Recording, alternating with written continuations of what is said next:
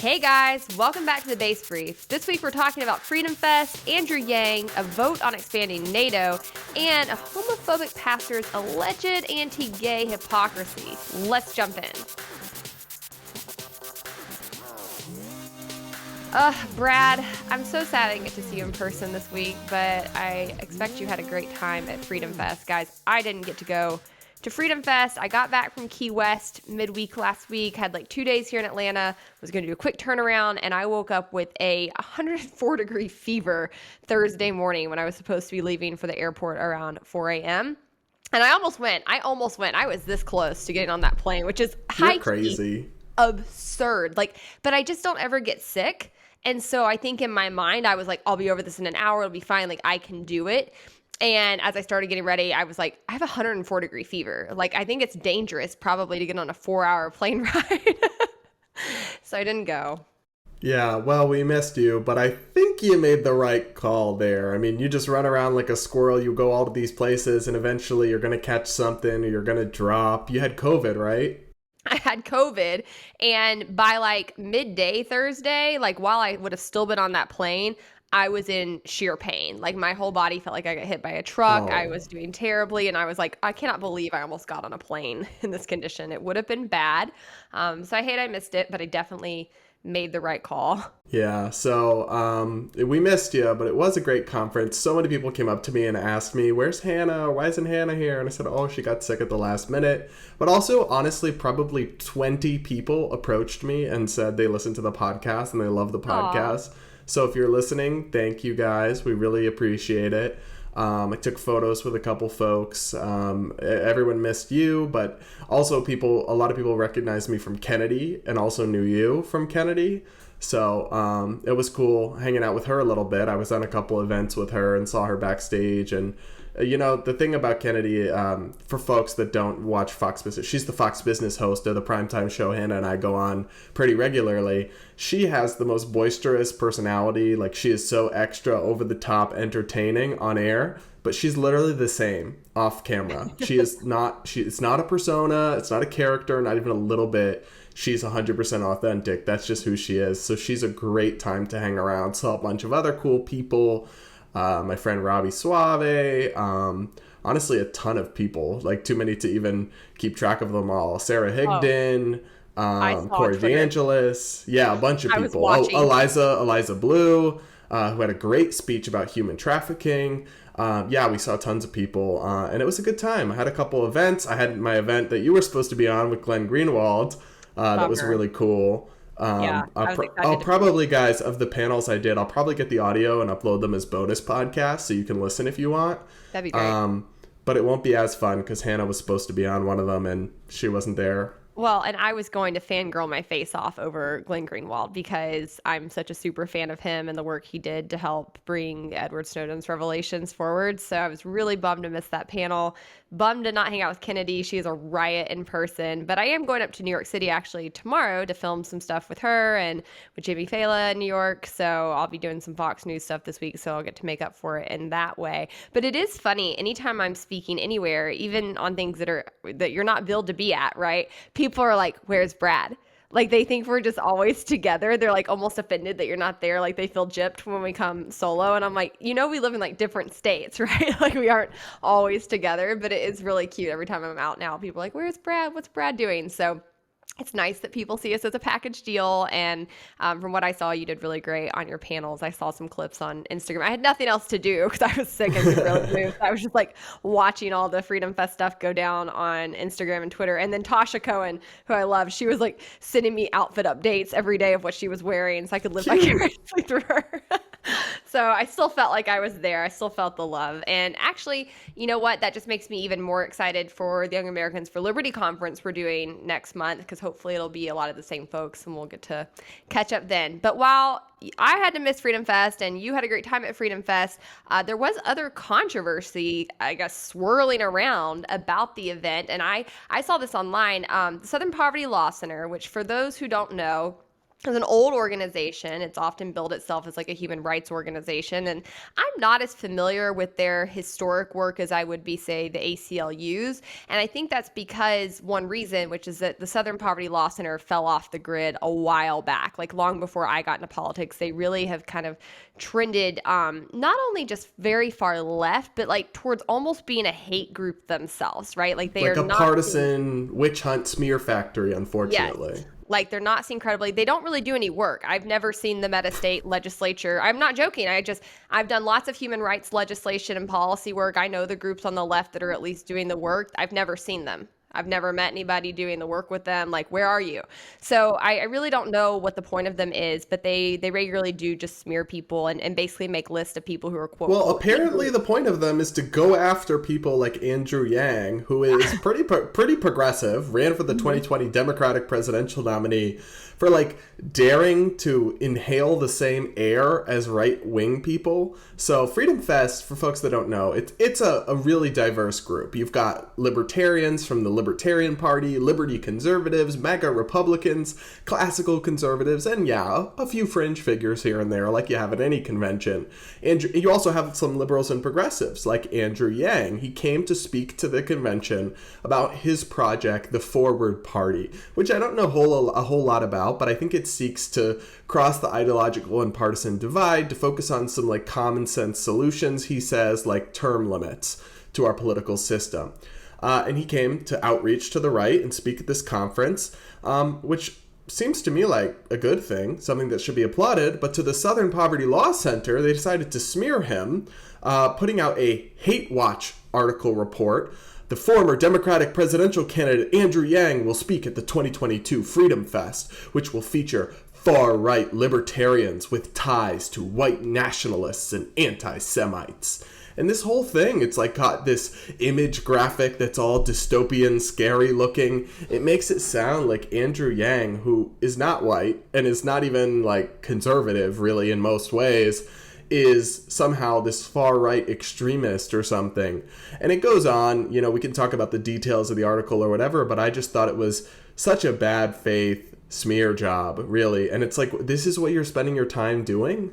Well, yeah, and I just want to say, like, for people who aren't familiar with Freedom Fest, I want to kind of, I've been through the ringer on these things, okay? Like, I've worked in Republican politics for a long time. I've been to just about every conference there is, and I will say some of them, I'm not going to name drop, but some of them have become quite fringy in recent years in the Trump era, have become places like, there's one large one that I quit going to 2 years ago because it got to be so Trumpy and just fringy and like weird, and I was like, this isn't where I want to be seen, and I don't feel like these are the people I'm trying to reach, and so I cut ties. Freedom Fest is not that. I would say that they are. It had an open borders panel. Yeah, like it's the one big conference I would say like that has stayed very, very mainstream. And while I wasn't able to be there this year, I remember last year in South Dakota, you and I talked about like this is actually a really great mix of people because it actually trends more libertarian, liberty friendly than other right leaning conferences. Like you'll find a lot more libertarians at this conference speaking than you would at others. But also like it's got kind of a big tent feel where like there really is sort of like a little mix of everybody on the right wing kind of umbrella.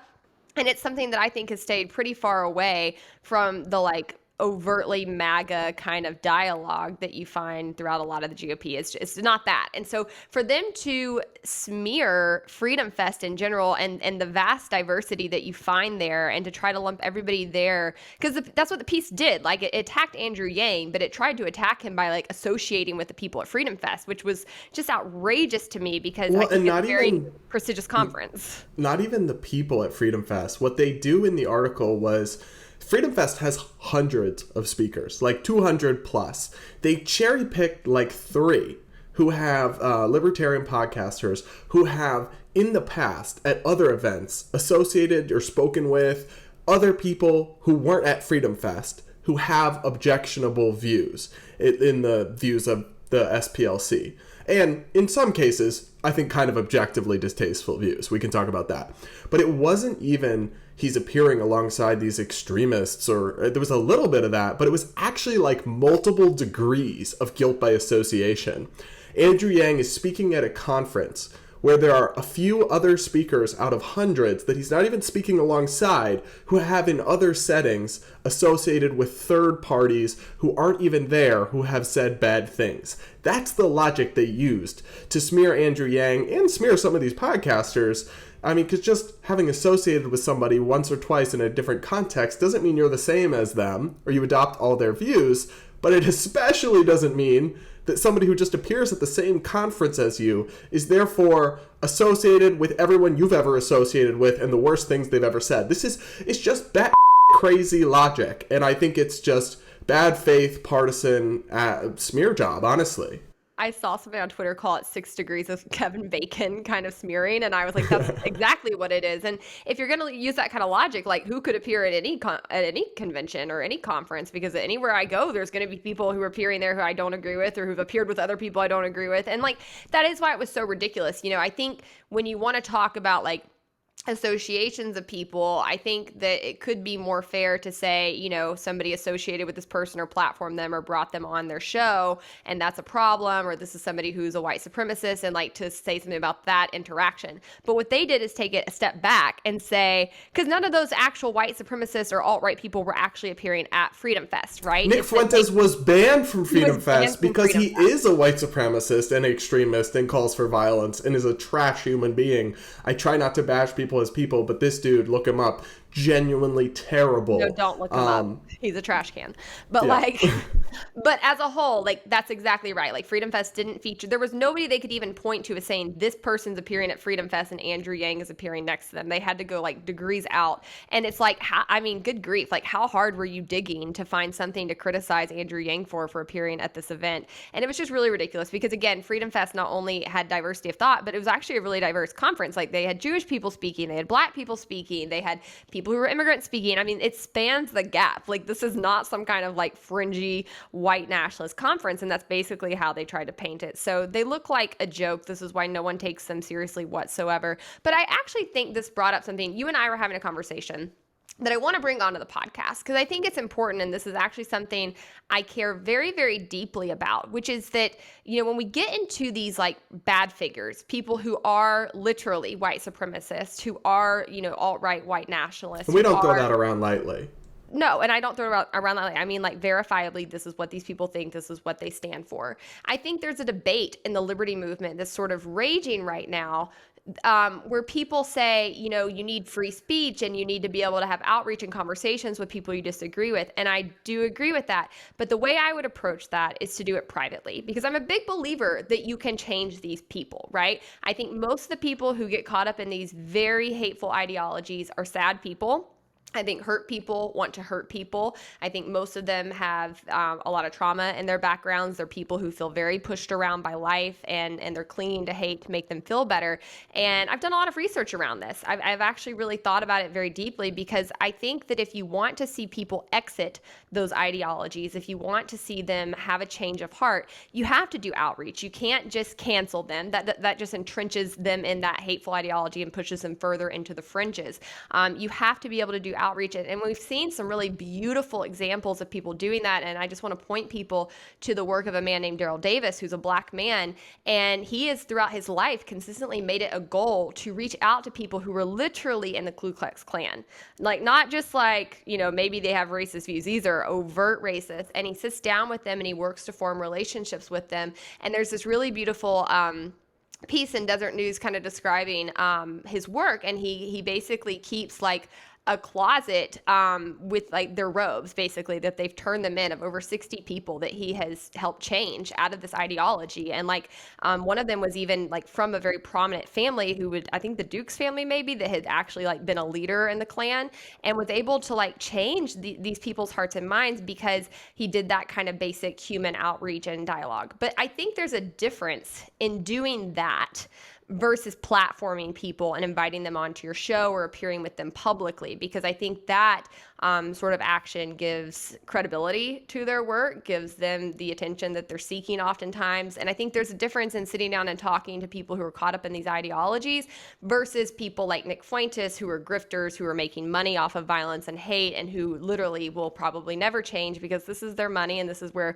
they get the attention they so desperately want. And they probably don't even really believe half of what they're saying. They're just grifting off of it and causing hate and violence in the society instead. And so I think that there's a line there, and I feel like there's some people in our movement are not towing it correctly, right? Like there's all the difference in the world in those kinds of activities. So we need to work to try to bring people out of these ideologies. We need to have conversations with people who disagree with us, but we don't have to do it in a way where we platform them or give them attention or in any way uplift their views or take them to a new audience. Yeah, I agree with you. I think where I land on it is that I disagree with the Southern Poverty Law Center's attempt to essentially tar the mentioned podcasters with the worst views of the people they've spoken to on a few occasions. Like, I don't think it means they are therefore as bad as those people or the same things as those people. I don't think it means you're a bad person, but I do think the actual decision to, have a long form conversation or take a photo op with somebody like Nick Fuentes is the wrong decision. I think it's a bad call as a matter of morality, practicality, and prudence, because Nick Fuentes is not an honest, good faith actor in any way, shape, or form.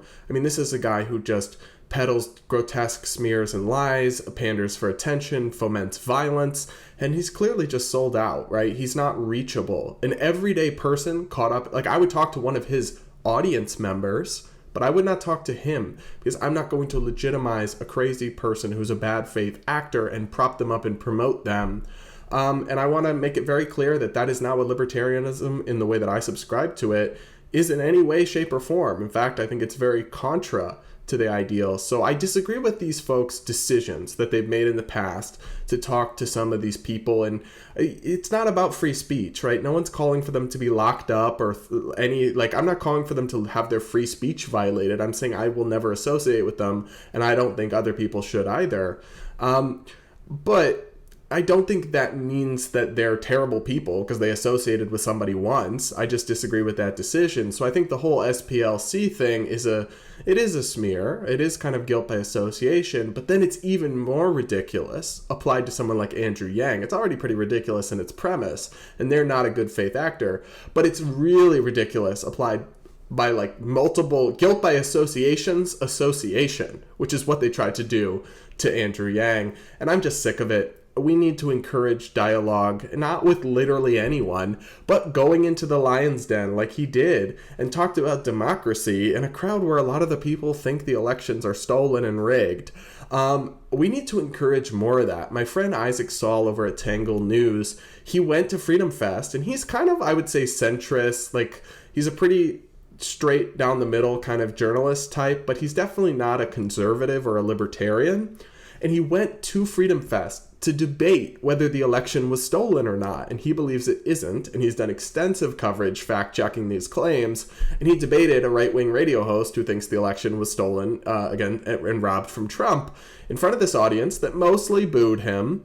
But you know what? He deserves credit for doing that, not condemnation. That would be like saying he's associated with election deniers when he's literally one of the most prominent journalists debunking kind of fraud conspiracies and such because he appeared on a stage with somebody or at the same event as someone. I think it's just terrible logic that stops us from having any sort of productive political discourse. And I'm really sad to see what the Southern Poverty Law Center has become because, I don't know a ton about their history, but from what I understand, decades ago, they were kind of a venerable institution in the civil rights movement. But now they've just become a smear job, a partisan Democratic Party front group, and it for the establishment. And it's a real shame. Yeah, I think that as a whole, that too many people on the left don't want to have any room for views outside of their own to be aired, to be discussed, and they want to just totally shut down anybody who disagrees with them as racist, as as problematic. And again, the problem with that is not only is that unhealthy for a society and for a democracy, but then it also takes the sting out of it when you actually do label real racist as racist, because there are people out there who are actually pushing violence, who do hate people because of their skin color, because of other immutable characteristics about themselves. And you and I are very careful in how we go about labeling those people and those situations, and are really intentional about being precise about that and not exaggerative, because it matters, and people should stand against those ideologies and people who hold to them, and they should fight back against them, and they should seek to debate them and to win in the idea of in the marketplace of ideas. But as a whole, like, you still don't want to just shut down people and say you don't even get to participate in society because I disagree with your views. And that's kind of where they want to go. And again, it's really a short-sighted thing, because it keeps people from believing it when there's real racism. It's like the boy who cried wolf. And it keeps people from really feeling as compelled to take action against things like that. And it makes it muddies the waters, I guess is what I'm trying to say. It makes it very confusing for the average person to be able to tell, like, what actually is racism and what isn't. And so I think that that's a huge issue, and it's an unfortunate evolution we see happening in our political system over time. So again, I think where Brad and I fall is we should always try to do outreach to people we disagree with, especially people who are part of hateful ideologies, and we should seek to try to change their minds and be willing to go into the lion's den. But we also don't have to platform them or bring them onto our show or give them any kind of credibility in the process. So I think that's the proper way to approach these things. And I think Andrew Yang has done a great job, and hope that we can continue to strive to meet that standard too. All right, guys. Well, while there may always be infighting and war between libertarians on how to approach things, the other entity that's always at war is the U.S. government. And I want to turn your attention to a vote they took this week on expanding NATO. So to give you some reporting from our colleague Jack Hunter at BASEDPolitics, he wrote on Monday, the House approved a resolution showing U.S. support for Finland and Sweden to join NATO after the two countries submitted applications to become part of the alliance 2 months ago. The resolution passed 394 to 18. The only no votes came from Republicans. So you can check that piece out at base-politics.com. But Brad, what's your general take on that situation? Yeah, so just for context, first for people, NATO, if you don't know, is a strategic defensive alliance that dates back to the Cold War era between the United States and a bunch of our major European allies, basically saying if one of us is attacked, all of us will respond and defend them. So it is of grave significance. It's a very important strategic partnership, but it's become more controversial as the threat from the Soviet Union has really faded, obviously, since it collapsed. And also because, let's just say that the member states in Europe don't always hold up their fair share of the alliance. Everyone is supposed to spend 2% of their GDP on defense minimum, but the majority of NATO countries actually spend less, which means they're not holding up their end of the bargain. And that's one of the reasons why we spend so much on defense, is to indirectly subsidize NATO. But the reason that Finland and Sweden are trying to join NATO now, and this wasn't really moving or going anywhere a couple years ago, is because of the invasion of Ukraine. We just saw Russia start a war and try to take over more territory. So, they're kind of next or pretty close to that region, and they want some reassurances at the same time that the West wants to stop Russia's expansionism and aggression and warmongering. So that's why this movement is coming around. I don't know that it will actually happen, regardless of how the U.S. votes, because I believe you need a unanimous consent from all NATO members to add a member. And I think there are a couple countries in there that might not be on board with this, even if the U.S. does support it. But that's why this is happening. And the 18 Republicans who voted no, they kind of came from the more America First wing of the party. You have actually a couple fringe folks in there, like Marjorie Taylor Greene and Lauren Boebert, but then you have, your libertarian stalwarts like Representative Thomas Massie, you've got Congressman Warren Davidson, Congressman Chip Roy, who are taking a stance against this for a couple different reasons that we'll just run through. But for example, Chip Roy said, our country is $30 billion in debt. and Congress should not sign off on expanding NATO when more than half its current members aren't meeting their defense spending obligations. And Thomas Massie said, America can't afford to subsidize socialist Europe's defense, nor should we. Tonight I voted against the House resolution urging NATO's expansion into Sweden and Finland. So that's kind of the context for this conversation, Hannah. Let me just say I'm kind of torn on this. I can see why they would... First off, I can totally see why Sweden and Finland want to be a part of NATO. They're looking at Russia invading Ukraine and they're like, oh crap, is that going to be us next? And I can also see why the West would not want to have Russia expand more and start more wars. Think of how harmful and terrible the war in Ukraine has been for the global economy, for, refugee crisis, for civilians. I can see why we would want to stop that. But I think it's very fair, the concerns that these Congress members raise about adding more members to an alliance where people are ripping the U.S. off and not paying their fair share. Yeah, so I think as a whole, it's pretty disappointing to see only 18 Republicans vote against this. And I don't know, to me, it's one of those things where you see Republicans have moved pretty exceedingly towards being anti-war in the past couple of years. That has accelerated quite quickly. But it's more in rhetoric at times than it is in actual actions. And we continue to see it with votes like this. We see it in many of the funding votes that they took for Ukraine, where it's they kind of sort of meet it, but when push comes to shove, they just don't actually live up to it. And I think that's because there are real entrenched interests behind the status quo foreign policy-wise in Washington. And I think for some people, these are easier votes to sell out on because as a whole, most people aren't watching these kinds of things. And I think most people don't understand how we get from here to war, right? They don't understand how to nip it in the bud. Americans are sick of endless wars. That's obvious. There's not been public support to even start a new war for Congress to actually officially do so in decades. And so they know that, but they continue to actually advance our spending and our sending American lives overseas through votes like this, because every time you add a new country to NATO, that increases the likelihood that the U.S. then has to go fight and defend our allies. And the reality of NATO is that people have not been pulling their weight for a very long time under this agreement. The U.S. continues to subsidize the vast majority of countries in this agreement, and we spend a crap ton of money on defending other countries. And I'm so tired of people who want to run around talking about socialism and limited government, continuing to devote our money to defending other countries. It is absolute hogwash. I think it gets Americans killed. It wastes our resources. And it's quite simply something we can no longer afford to do. Our country is falling apart. I mean, really, you look around, things are going so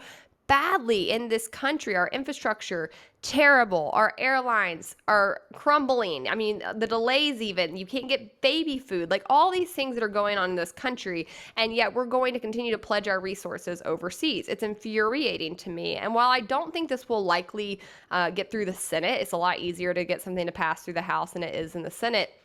I still just think it shows a problematic mentality and that our leaders aren't really serious about putting Americans first and aren't really serious about ending our endless wars. And so sorry. I think it will get through the Senate. I mean, the bipartisan, all they need is 60 votes. Oh yeah, I think it totally will. I think other countries might not approve it, but it'll get through the Senate. Think of how many moderates there are that will... Perhaps. I haven't done a vote count on it, but I would hope there's enough of a coalition of America First Republican senators and Democrats who are still anti-war that would vote against it. But what do I know? Yeah, who knows? But let me ask you about this, because I totally see where you're coming from about adding more countries increases the likelihood that will be triggered, and you'll have to actually step up and defend one of the member countries. And I agree that while I have tremendous compassion for countries invaded by Russia, I don't ultimately think Americans should die overseas to protect Finland.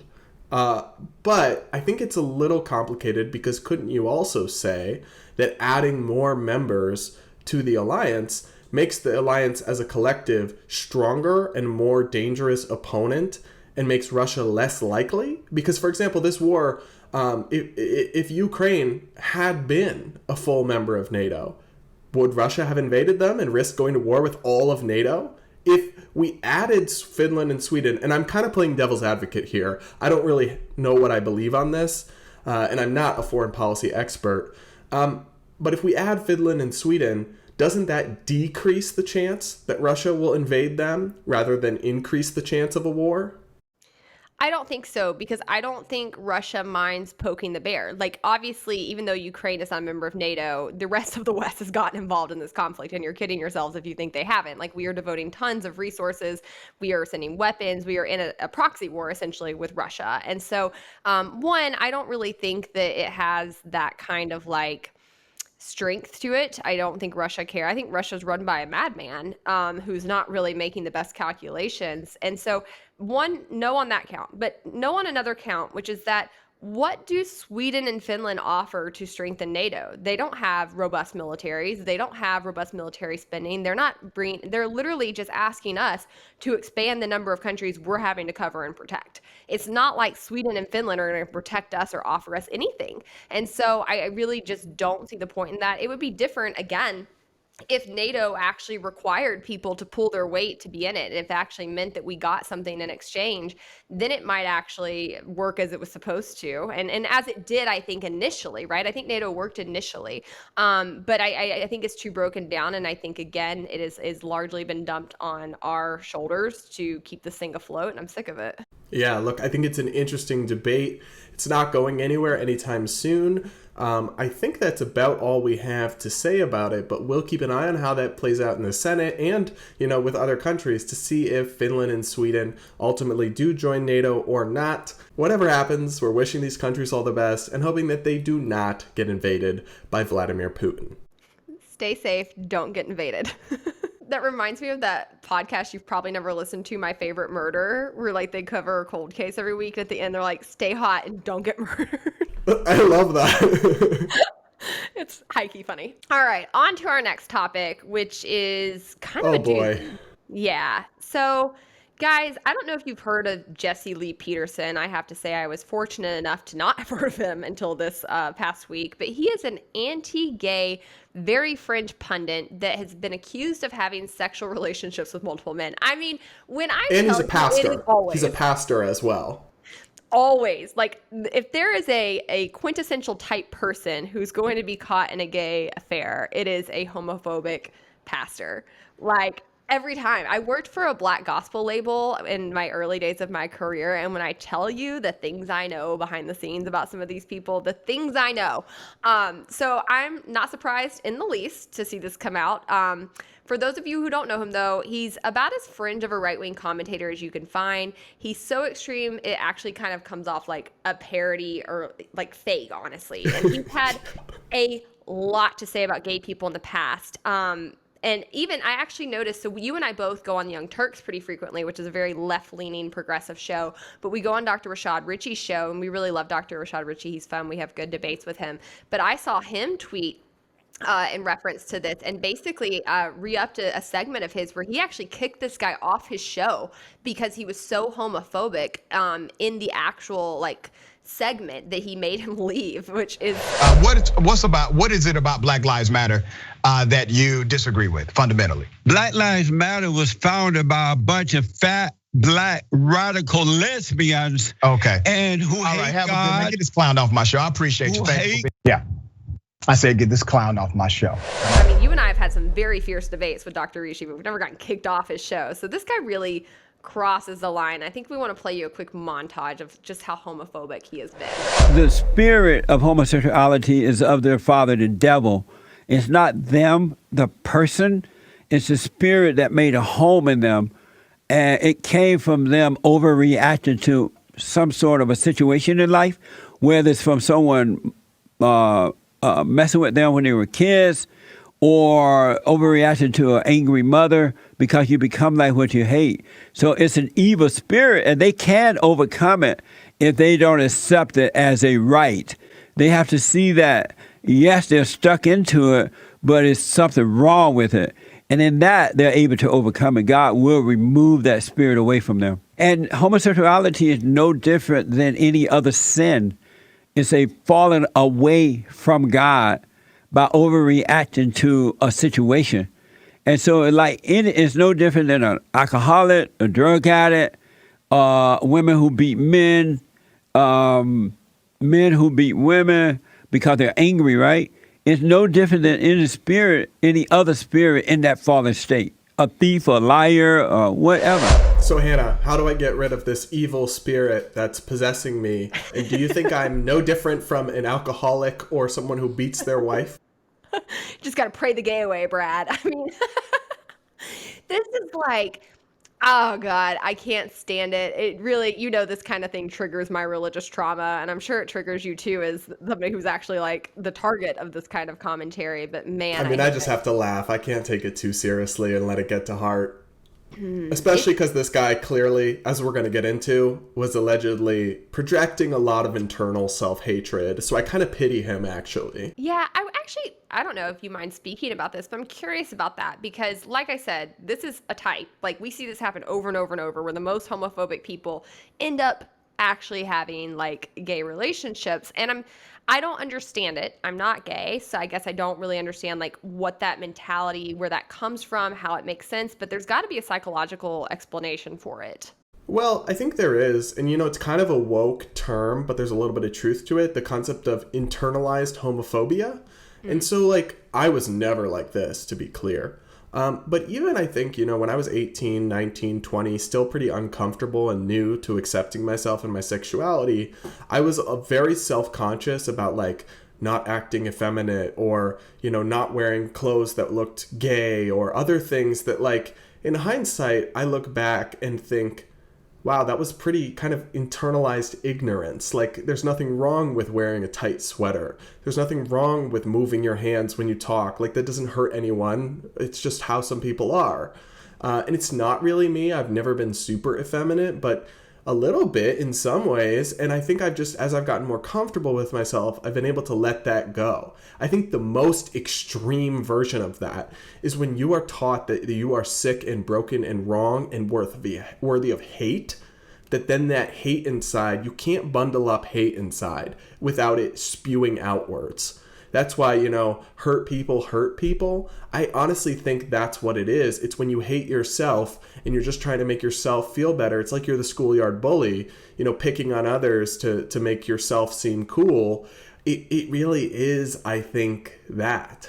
I guess that tracks. And I can only assume, especially if somebody like grew up in the church and heard these messages of homophobia and like constant just degradation that you often hear from the pulpit, that would begin to create kind of a psychosis of some sort where you do internalize that. And that makes me very sad. And honestly, this is one thing I've said to people, no matter where you are religiously on these things, like be careful about how you talk about people. Be careful about how you go around saying things because it has real impacts on people's minds and their long-term outcomes. And I think that it makes me very sad.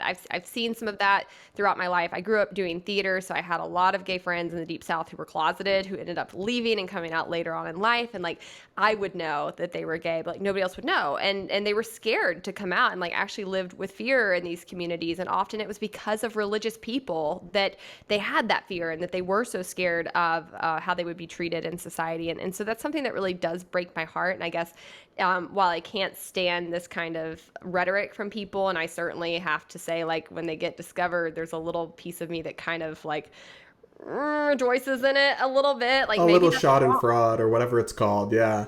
Yeah. Let's get into the tea, though. So I want to preface this by saying that this is not proven. These are allegations. We don't know for sure that this is true.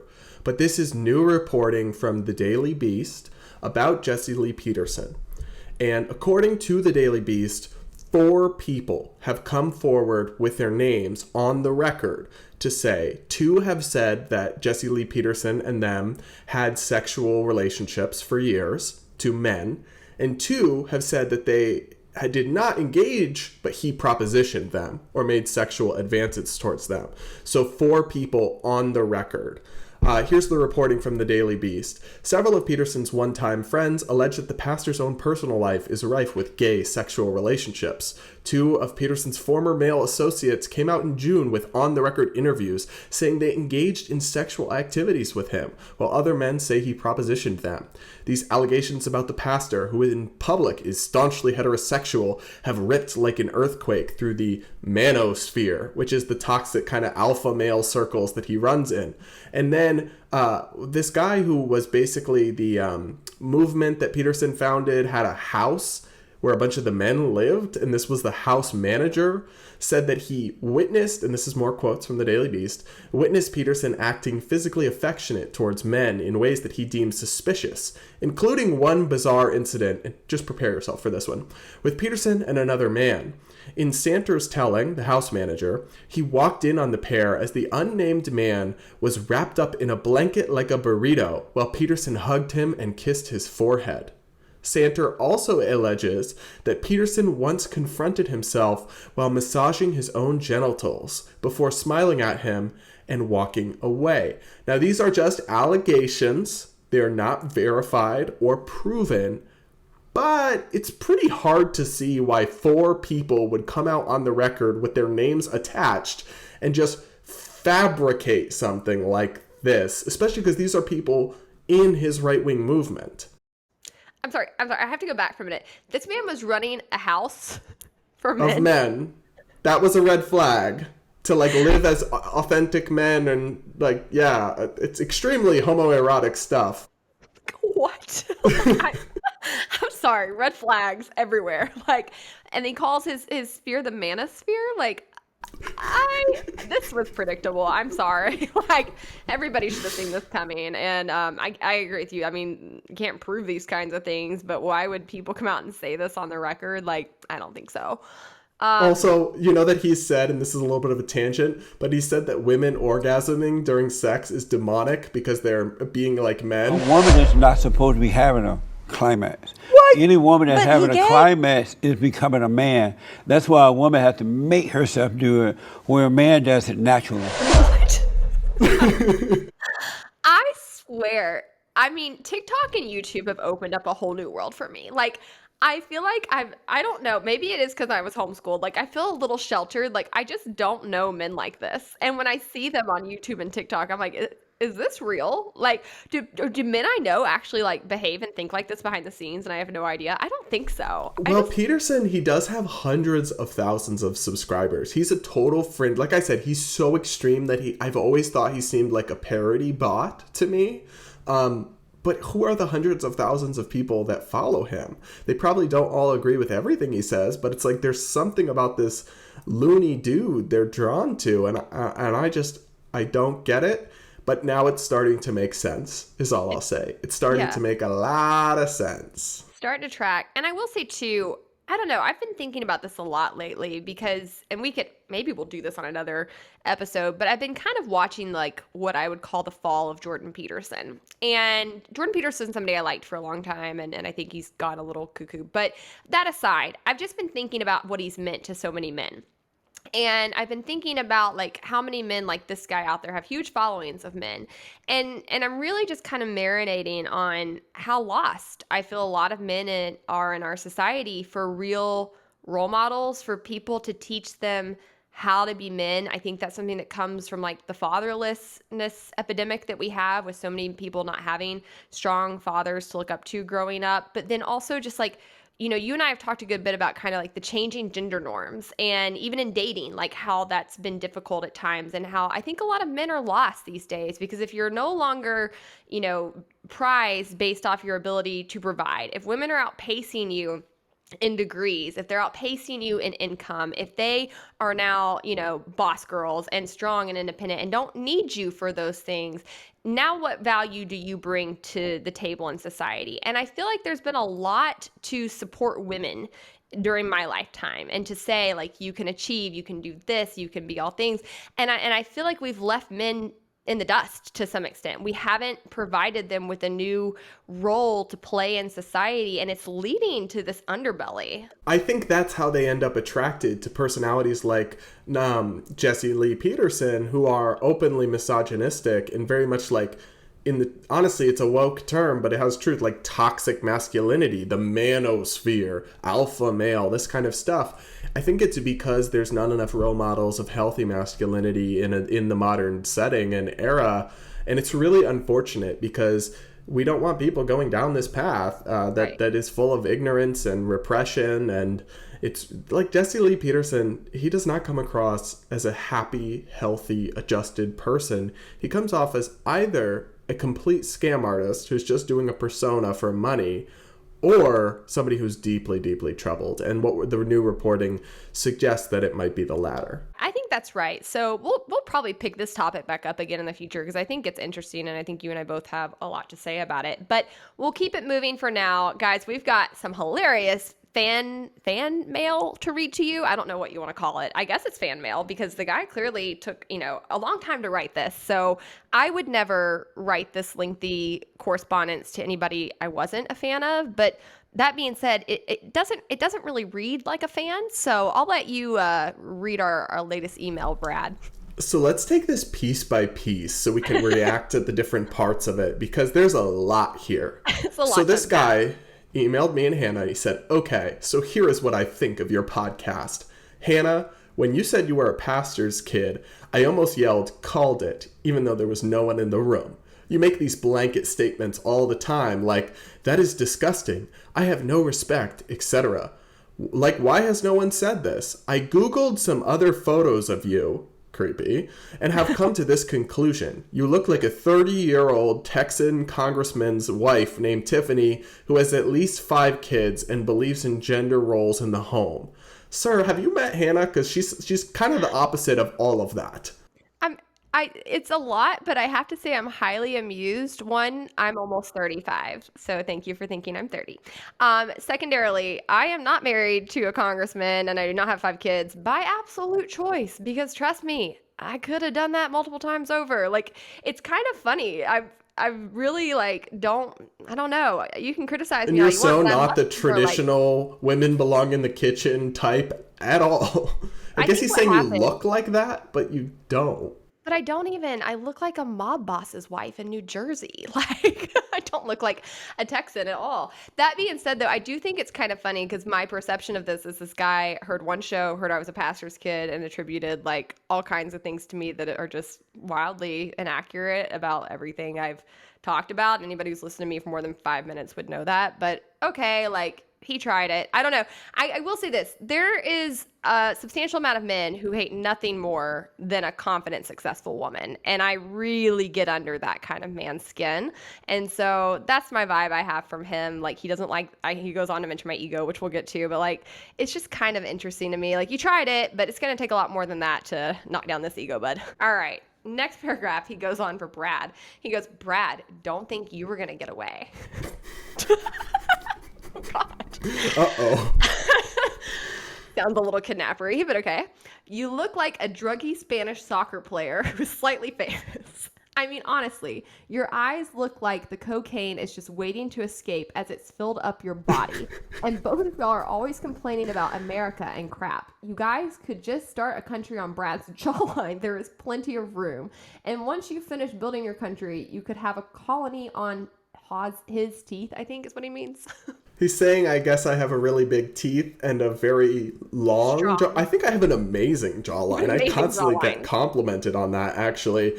The eyes thing is funny because we've talked about this. I do forget to blink on camera sometimes. So I'm like, what's with the druggy Spanish soccer player thing? First off, I think Spanish men can be very handsome and soccer players tend to be very attractive. So I'm not sure this is the dunk that you think it is. But also the druggy part, I literally don't even drink. Honestly, this email is written like somebody was on drugs writing it. There's so much happening here, but slightly famous is my favorite part. Only a slightly famous soccer player. Yeah. I don't know. I don't know. This is not the dunk he thinks it is, but I'm entertained. So let's keep going.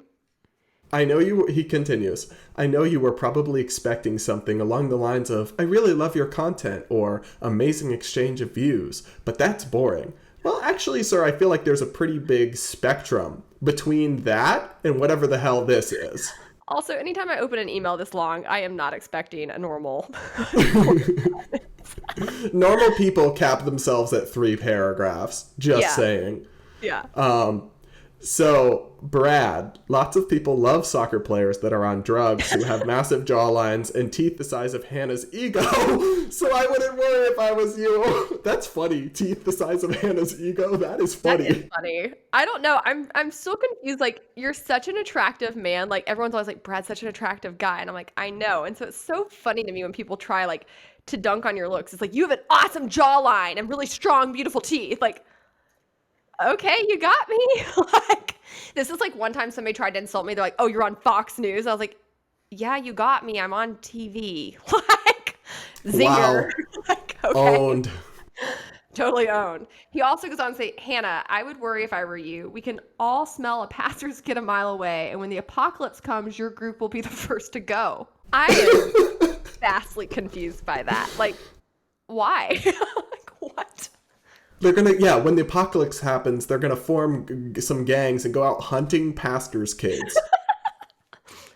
I'm terrified, shaking in my boots. Also, of all the people to be worried, I would say someone like you who's strapped and knows how to use it, probably not the ones who need to be worried about the apocalypse. Also, for those of you who don't know, pastors' kids are beloved. I have an entire community of people who would go to bat for me on a dime. Like, and I love that. Like, the number of people in my dad's churches who like tell me they pray for me every day, who like have just showered me with love throughout my life. I'm like, sir, you don't want to go to bat with this. Like, I got a whole army behind me.